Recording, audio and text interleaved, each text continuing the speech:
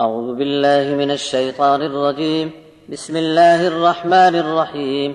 يا بني إسرائيل اذكروا نعمتي التي أنعمت عليكم وأني فضلتكم على العالمين واتقوا يوما لا تجزي نفس عن نفس شيئا ولا يقبل منها عدل ولا تنفعها شفاعة ولا هم ينصرون.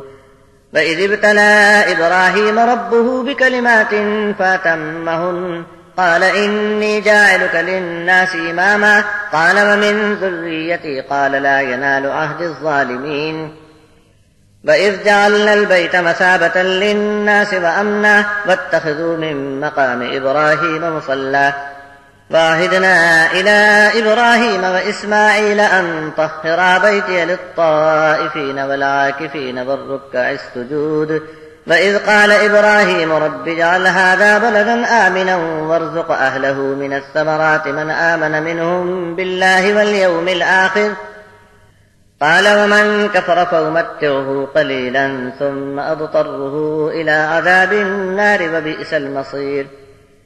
وإذ يرفع إبراهيم القواعد من البيت وإسماعيل ربنا تقبل منا إنك أنت السميع العليم ربنا واجعلنا مسلمين لك ومن ذريتنا أمة مسلمة لك وأرنا مناسكنا وتب علينا إنك أنت التواب الرحيم. ربنا وابعث فيهم رسولا منهم يتلو عليهم آياتك ويعلمهم الكتاب والحكمة ويزكيهم إنك أنت العزيز الحكيم.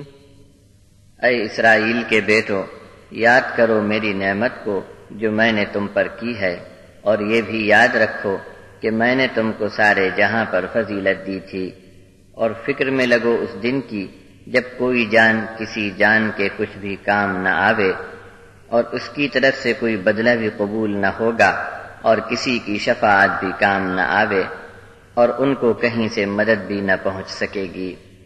اور جب آزمایا ابراہیم کو اس کے رب نے بہت سی باتوں میں، ابراہیم اس میں کامیاب رہا، تب اللہ نے فرمایا کہ میں تجھ کو لوگوں کا پیشوا بنا دوں گا۔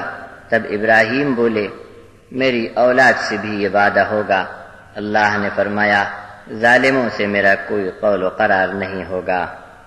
اور بنا دیا ہم نے بیت اللہ کو جائے ثواب اور امن پانے کی جگہ لوگوں کے لیے، اور تم بھی بنا لو جائے نماز اس جگہ کو جہاں ابراہیم کھڑا رہا تھا نماز کے لیے۔